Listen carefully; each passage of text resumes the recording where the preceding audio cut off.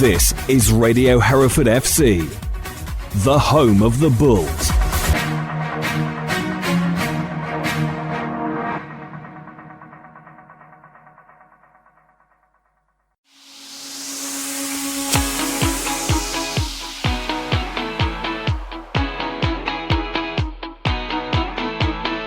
Hello and welcome along to the latest edition of the Bullscast with me, George Holloway. Hereford suffered a late heartbreak on Tuesday night as Oxford City came from behind to snatch all 3 points at Edgar Street.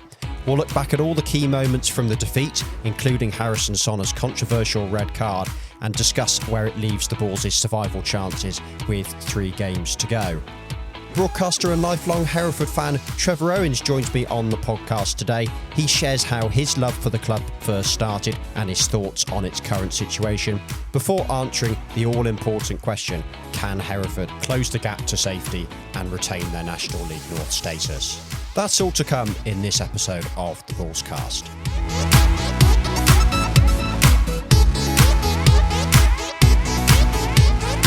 Welcome back to the podcast, everyone. It's great to have you along, and I'm delighted to say I'm joined by a special guest today, the presenter of BBC Hereford and Worcester's Sport on Saturday. It's Trevor Owens. Trevor, how are you? I'm good, George. How's it going? Not so good after yesterday's result, but pulling through. It's great to have you on. Now, for those who are unaware, you are a Bulls fan. I'm reliably informed by Keith. How and when did your love of Hereford United begin? I think I watched my first game at Edgar Street in 1969, which kind of shows how old I am. I mean, I was only about 6 at the time, but a friend of the family took me to watch it, and I almost became hooked instantaneously, really. I was so lucky to have been around, obviously, during the early 70s when Colin Anderson was in charge, and then through sort of 1975, 76 when they won the old third division championship. In those days, Hereford never seemed to lose. Of course, since then, hasn't always been quite as good, but there was a good spell in the 80s under John Newman, and then, of course, Graham Turner came in. So it's been, as with all football fans, it's been up and down, but it's been more than 50 years. Yeah, it's certainly a roller coaster when you support Hereford. Now, unfortunately, we're recording this episode the day after Hereford saw their survival chances dented by a 2-1 home defeat to Oxford City. Successive wins and a comeback draw at Bedford had restored some confidence that the Bulls could get out of their current predicament, but it felt like that had drained away at full time, Trevor. Yeah, you could be a sports reporter saying it dented their hopes of avoiding relegation. I think that's in the drawer. So I've pulled that one out the locker a few times. No, but you're absolutely right. Yeah, it was a big defeat, really. People will point to Harrison Sonner being sent off, and obviously that was a factor. I wouldn't dispute that. But I don't know. I've watched Hereford a long time, and great start. You know, George Mundy scoring 5 minutes, I think it was, when he scored. And in the back of my mind, then I was thinking, oh no, have they scored too soon? Because we've all been down this road before. But what they really needed to do, easy game to play from the back of the stand, of course, is to score a second, just a second in that first half, and then suddenly Oxford City, the jitters are amongst them, aren't they? Really, because when you're only 1 down, you think, we're still banging this, really. Yeah, that first goal, George Mundy, such a nice turn and finish, Trevor. He's been a real positive since coming in on loan from Cambridge United in February. He has, yeah. I mean, Paul Caddis obviously had his critics, but he brought in some decent players. Cormac Daly be another, of course, who has come in, who has done very, very well. George Mundy, I think Aaron Down said after the game last night when Carson interviewed him that he needed a goal, and he got his goal. But his overall showing since he's joined on loan has been terrific for a young lad in particular, and for a striker. I always think strikers and centre-halves as young players, it's tough for them, and he's done very well. Yeah, as you mentioned, the Bulls couldn't convert those chances, and it's safe to say Harrison Sonner's red card on 51 minutes changed the game. It did, yeah. I mean, it always does when you go down to 10, obviously, but then you speak to managers, as I have done, endless managers over endless years, and they all say, oh no, it's much harder playing against 10. Well, Oxford City didn't find that, did they, really? And credit to them. You've got to hand it to them as well, because they obviously sensed an opportunity and they took it. Now, I'm not sure you've seen either of the 2 fouls that Harrison Sonner committed, but should Aaron Downs feel aggrieved by any of the refereeing calls? Whether he should or not, he did. He did feel aggrieved. I think he said no complaints about the second booking. Absolutely, stonewall booking. No problem with that at all. First one he thought was soft. I think is being generous in his interpretation of it. He thought it was harsh on Harrison Sonner. But the thing is, if you're on a yellow card, you don't do that a minute or two later, do you? Really? You're giving the referee a perfect opportunity to change the colour of the card, as they say. And as you mentioned earlier, Trevor, it's happened too many times this season. Hereford have been on top in games, but they haven't made it count. You always feared that Oxford City could come back into the game. Well, the irony is for me is that rather than shipping an early goal, which Hereford have done way too often this season, they actually scored an early goal last night. And I was thinking, oh, here we go. Get that second goal. That's what they need to do. Unfortunately, I couldn't be there last night. I was following it on Twitter. I was in a meeting at the time. And so surreptitiously looking at my phone every 5 minutes to see how it was going. And trying not to punch the air after 5 minutes. Otherwise, everyone else in the meeting would have wondered what on earth was going on. But I just thought, get a second goal. That's what you need. Give yourselves a bit of a cushion.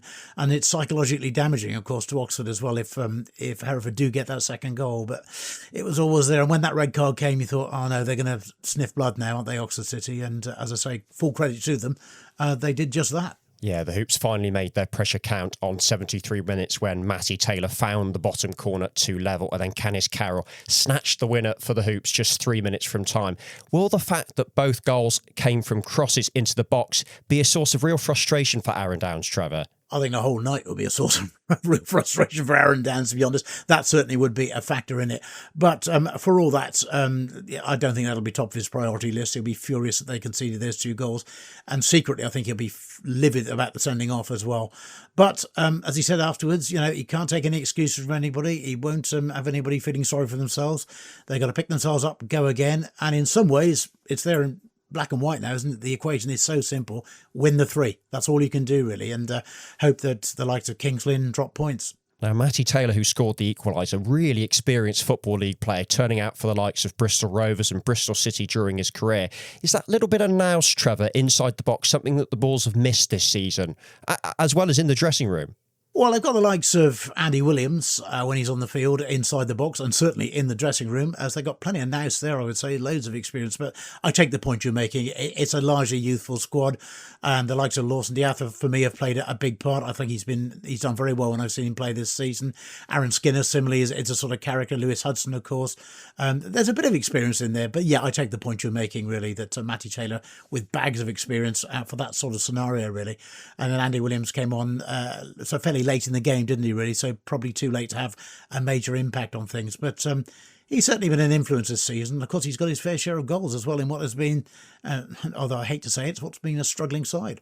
Now, I appreciate this is a big question, but from what you've seen and heard of the Bulls this season, what do you think are the main reasons behind such a big drop-off from last campaign? Well, I think it's been well documented, isn't it, really? Pre-season was obviously, for all kinds of reasons, did not go well. Obviously the pitch and the work they were doing on that, couldn't play any home pre-season friendlies. That didn't help. Recruitment, people will look at recruitment. I do remember interviewing Paul Caddis last summer, and I'm sure he wouldn't mind me saying now it's no breach of confidence really that once we finished the recording as such, I said to him, well, has it been generally? He said, you would not believe the money that players and players' agents are asking for. And I was largely incredulous. I know agents are around at this level. He said, virtually every player now has got an agent. And he said, the money they are asking is just bonkers, frankly. And I'm sure that was a factor in it. Yes, now some people will say Hereford have got a good budget for the level. It was an increased budget. Chris Ammons, the chairman, told us that pre-season. Whether it's top-end budget in the National League North, I doubt that very much. There's some clubs near the top throwing an awful lot of money at it, I would think. And Hereford, they've always struggled for a couple of reasons, geography being one of them, as everybody knows. It's a long way off the M5 to get to Hereford. Graham Turner always used to say famously that when he was looking to sign players, he'd meet him in a hotel somewhere up the M5 and get their name on their signature on the paper, and then only then they'd realise that actually it's an hour's drive from Worcester to Hereford as well before you got to the club. So there is that factor. And I think the other one, of course, increasingly, is that Hereford are part-time. And like it or not, players want to remain full-time footballers if they possibly can, and that has become a bigger factor, I think, this season. Do you think changing the model going forwards may help to quell some of those issues? Well, it would, but where's the money going to come from is the answer. Yes, it would definitely help, but whether you go hybrid or whether you train an extra day a week, what's the difference between hybrid and training an extra night a week? The jury's out on that one. But it all comes down to money. If you want players to come in for an extra night's training sessions, you have to pay them more. And, they will say about Hereford, unfortunately, whilst the benefactors obviously have been generous over the years, there are not enough chimney pots around Hereford. The population isn't that big. And if you're the flip side is, if you're a side in the Greater Manchester area, well, yeah, there are a lot more chimney pots, but there are a lot more clubs as well. So therefore, that money has to be sort of divvied up, if you see what I mean. But that's always been a problem with Hereford, and I think it will be a problem for some time to come, really, unless they're going to get a major investor in. And of course, the way the club is set up, the ownership model, that doesn't really allow for that. It's difficult to see how they're going to improve on that front, really. For those reasons, do you think Hereford's natural ceiling is the 6th tier, the National League North? I think they could probably play, with the right sort of structure, the right sort of squad, they could probably get to the National League. I think the Football League's a long way off, if we're being honest. And the reason for that is the overall standard is just going up every year. If Hereford are relegated this season, they'll go into presumably the Southern League, Premier Central or South, depending on the geography. Anybody who thinks they're going to breeze through that and go straight back up, that's not going to be that easy. I don't want to be a harbinger of doom here, but there are some good sides. There are some sides throwing some serious money at that level. You look at obviously Harbour Town are well funded in the Southern League, Premier Central. Spalding will be another club that are well funded as well, and there are lots of other ambitious clubs upwardly mobile at that level. So the overall standard throughout is getting tougher. It's getting tougher for clubs to make their way up through the leagues, and Hereford, I'm sure, will find that. Hopefully it doesn't come to that. Hopefully they stay in the National League North. But if they do go down, anybody who thinks that's going to be a walk in the park, I would say think again. Yeah, it's a different Southern League to the one that Hereford found themselves in 8 or 9 years ago when they were competing with Kings Lynn for the title. Yes, it is. And also, in those days, they had the momentum with them as well, didn't they, really? Because they got that behind them. And, the crowds were big, and the Peter Beadle factor, everybody was they were driving through the leagues, really. It's different if you're going into it off the back of a relegation as well, I think, because inevitably there will, I would imagine, be a turnover of players. As I say, I hope it doesn't come to a relegation, but realistically, there's a good chance that it will now. And if it does prove to be the case, the dynamics are very different, going into next season, from having just been promoted into the Southern League Premier Central to having just been relegated into the Southern League Premier Central or South. Hereford versus Oxford City was one of 5 games that took place in the National League North on Tuesday night. Let's take a look at the results. Merthyr picked up their first win in 6 games by beating Marine 3-1 at Rossett Park. Hereford's relegation rivals Alfreton drew 2-2 at home to Buxton. Kidderminster boosted their chances of booking themselves a home playoff tie by beating Radcliffe 3-1 away, while South Shields took advantage of Fylde losing 1-0 at Chester on the weekend by beating Macclesfield 4-1 at home. That means South Shields move on to 94 points and into first place with just 2 games of the season to go. Fylde also have 94 points, but they have an inferior goal difference to the Mariners. Kidderminster are in third on 81 points, while Macclesfield are 5 further behind in fourth, although they have played a game fewer than Harriers. The race for the playoffs is really hotting up. Merthyr are in 5th on 70 points, while Scarborough and Chester are on 69 points. Just outside are Darlington in 8th on 68, while Buxton in 9th have 67. Down at the other end of the table, where it really matters for Hereford, Leamington are already relegated in 24th on 29 points. Peterborough Sports are also down. They're on 38 points in 23rd.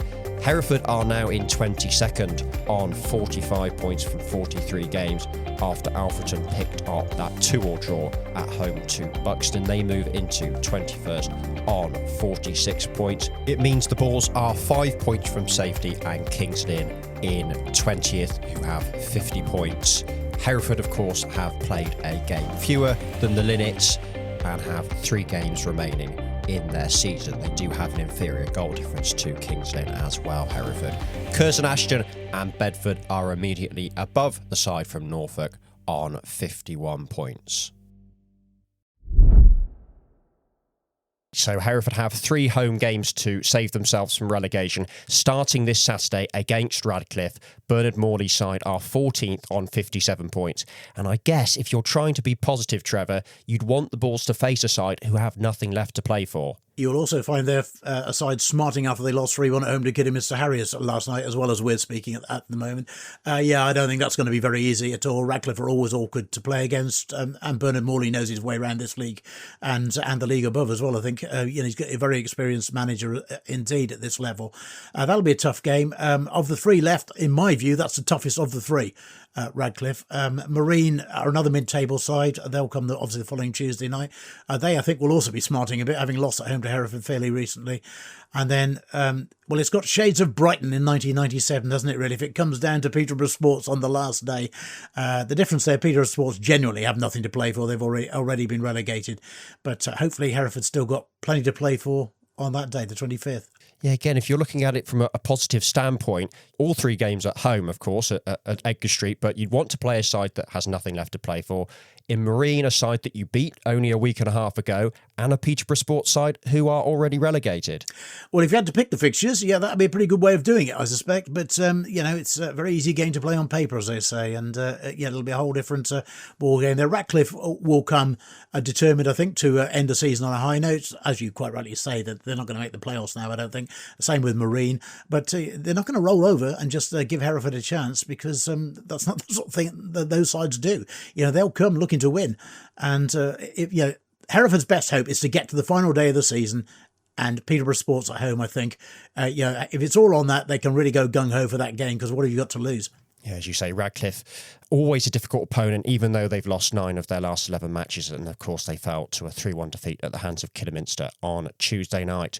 I guess Aaron Downs will have a lot of geeing up to do before Saturday, Trevor, to give his players the belief that they can get out of this situation. Yeah, well, he was certainly talking up that angle last night, very much so. No time for anybody feeling sorry for themselves. This hasn't relegated us tonight. This will not define our season. And we've got to go again on Saturday. And I think that's the only approach he can take, really, isn't it? I think they have picked themselves up before, but I think we're going to look back on that dreadful run of losses. That, I think, could ultimately be the factor that defines this season, I'm afraid.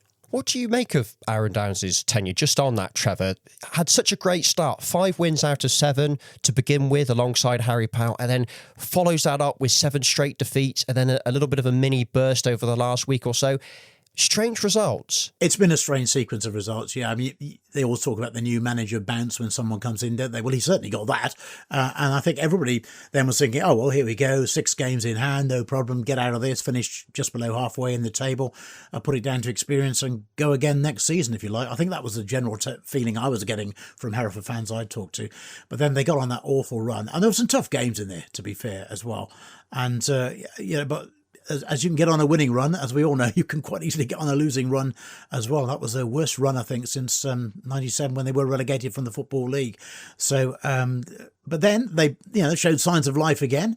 And I thought it was a very good win at Marine, for example. That was a great victory. I didn't really fancy them up there, if I'm being honest, but that was a great win.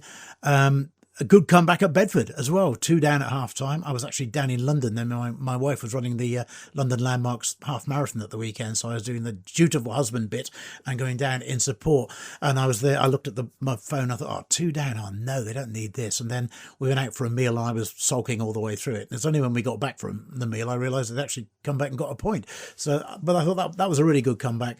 But then they desperately needed to back that up against Oxford City, and as we both know, sadly, that didn't happen.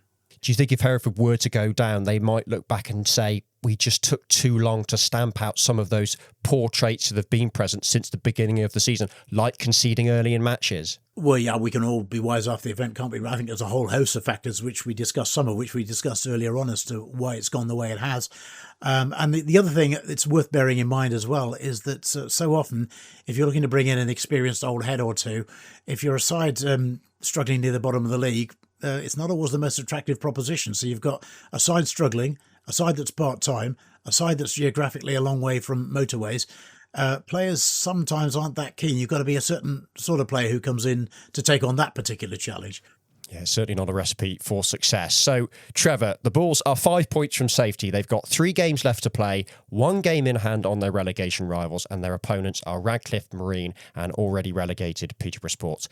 $1 million question. Here we go. Can they do it? I knew this was coming. Yes, they can do it, is the answer. But I think they have got to win their 3 games. I think if they don't do that, they won't do it. But if they win their 3 games, I think they've got a chance. Kings Lynn haven't been on the best of form of late. That would be the supreme irony, wouldn't it, really, if Hereford got out of it and Kings Lynn were dragged in. But then we've got to factor Alfreton into it as well, who occasionally shows sporadic signs of life and pick up points when you don't expect them to. But there'll be a lot of twists and turns. But for me, the one thing is absolutely straightforward. Hereford have to win their last 3 games. Trevor, thank you so much for your time. No problem at all. Pleasure to talk to you.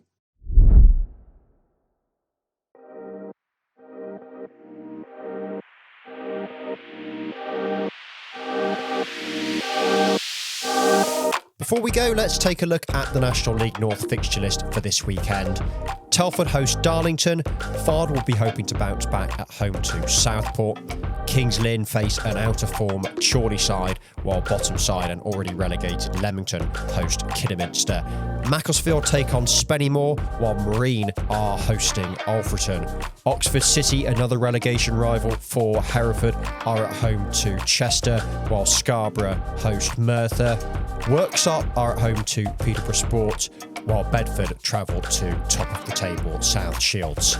So the Bulls will be hoping that at least one of Curzon Ashton, Bedford, Oxford City, Alfreton and in particular Kings Lynn can drop points in their respective fixtures.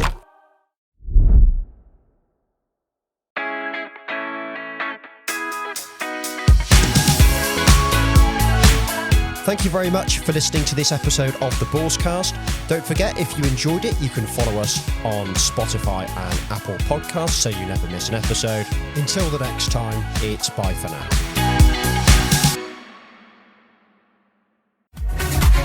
This is Radio Hereford FC, the home of the Bulls.